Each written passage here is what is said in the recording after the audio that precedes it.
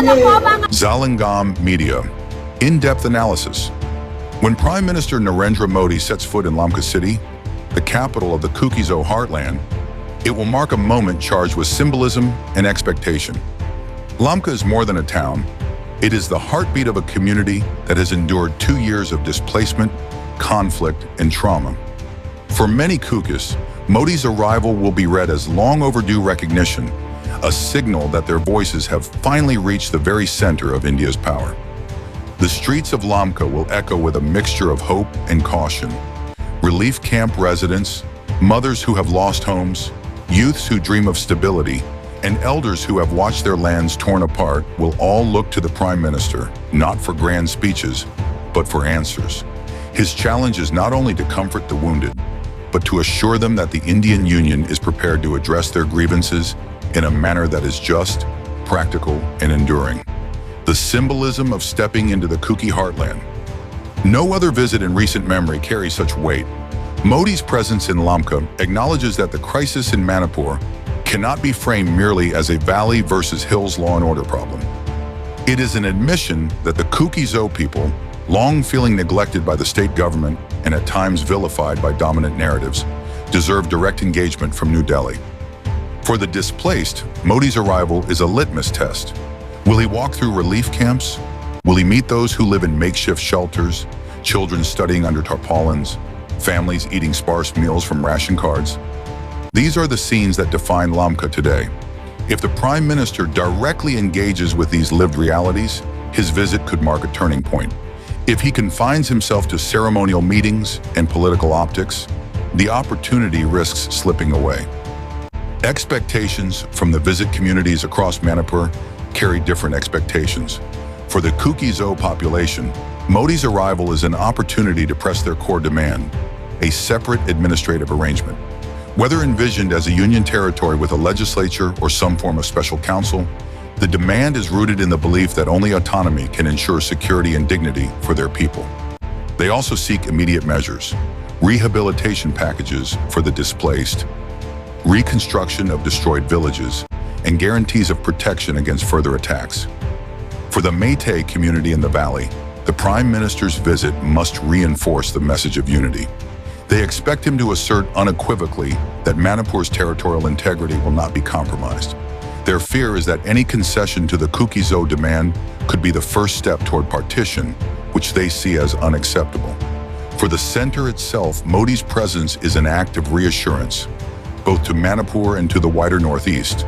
After months of criticism that New Delhi remained distant while Manipur burned, the Prime Minister now has the chance to demonstrate engagement, control, and empathy. The backdrop: MHA talks with the Kuki-Zo Council. Modi's visit does not come in isolation.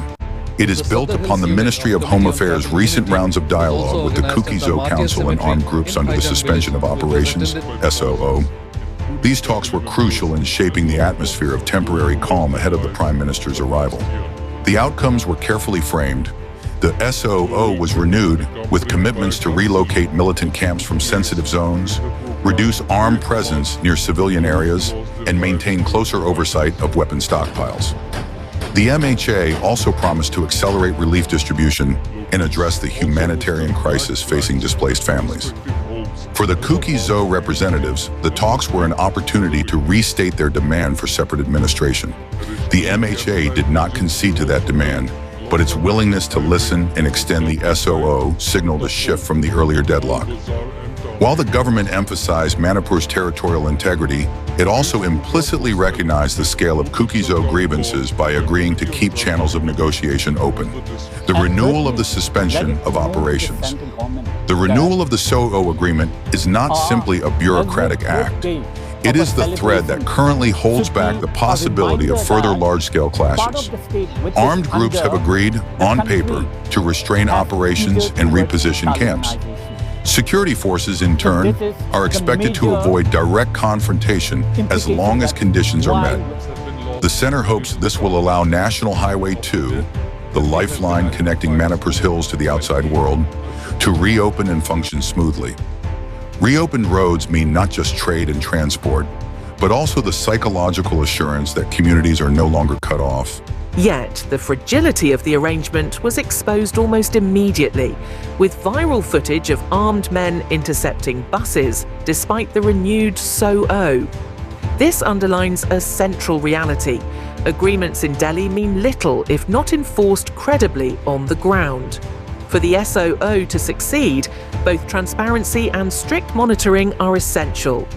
Media reactions and competing narratives. The national media has greeted Modi's visit with headlines emphasizing return of peace, renewed confidence, and centre's decisive intervention. These portrayals reflect the government's preferred narrative, that New Delhi is firmly in control and guiding Manipur back to normalcy. But regional media and independent journalists offer a more sobering view. They highlight ongoing insecurity, displacement camps still full, and fears among Kuki-Zo families that promises will once again dissolve into delays. The media in the valley, meanwhile, warns against any move that could be interpreted as favouring partition. Thus, Modi steps into a contested information landscape. His words and actions will be dissected not just by communities on the ground, but by competing media ecosystems that shape public opinion in starkly different directions. What could change in Manipur's landscape? If Modi uses his visit to announce concrete steps, the political landscape of Manipur could shift dramatically. Possible outcomes include 1. Humanitarian relief acceleration, direct orders to release larger funds, improve living conditions in relief camps, and initiate village reconstruction. 2. Security assurances, tighter enforcement of the SOO, visible relocation of camps, and new monitoring mechanisms involving neutral oversight. 3. Interim political measures. The centre might propose enhanced autonomous councils or special administrative packages, short of a union territory, to give Kuki-Zos a sense of political recognition while avoiding confrontation with Meitei demands for unity. 4. Symbolic reconciliation gestures. Meetings with both Kuki-Zo displaced persons in Lamka and Meitei leaders in Imphal, positioning the Prime Minister as a neutral arbiter rather than a partisan figure. If these measures are rolled out quickly, Modi's visit could mark the start of a long process of reconciliation. But if the visit yields only optics, it risks deepening cynicism and widening distrust. Risks on the horizon. The challenges ahead are formidable.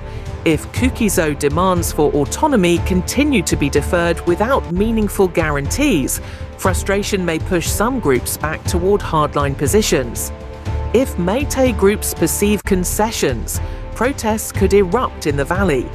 If displaced families see no improvement in camp conditions, the humanitarian crisis will continue to erode faith in both the state and the centre. The biggest risk is that the current calm becomes a temporary lull, a fragile peace dependent on promises that remain unfulfilled. Without concrete follow-through, Manipur could slide back into violence. The larger political picture. The implications of this moment extend far beyond Manipur. The Northeast has a long history of autonomy movements, insurgencies, and peace accords. Each new settlement, or failure thereof, sets a precedent. The handling of the Kuki-Zo demand will be studied not only by Nagas, Mizos, and Bodos, but also by smaller tribal groups across the region. If Modi's government can balance territorial integrity with credible recognition of minority rights, it could offer a model of democratic conflict resolution. If it fails, it risks reinforcing a narrative of neglect and fueling another generation of armed resistance. Conclusion: Lamka as a turning point. Lamka City will be remembered as the place where the Prime Minister faced the heart of the crisis. His steps there are more than ceremonial. They are symbolic of India's willingness or unwillingness to address one of its most pressing internal conflicts. For the Kuki-Zo community, Modi's visit is a test of recognition. For the Meiteis, it is a test of reassurance. For New Delhi, it is a test of credibility. And for Manipur as a whole, it is a test of whether peace can be built on justice, or whether the cycle of promises and disappointments will continue. Zalengam media will watch closely. What unfolds in Lamka will not just shape the fate of Manipur, but will echo across the northeast, redefining how India negotiates with its borderland peoples. Disclaimer from Zalengam media. This analysis is prepared with available information and aims to provide a balanced perspective on fast-changing developments in Manipur. The situation is fluid, with contested narratives from different communities. Zalengam media does not endorse violence or unlawful actions by any group. This is purely for analytical and educational purposes only. Thank you for watching. Please do share this video and don't forget to subscribe Zalengam Media.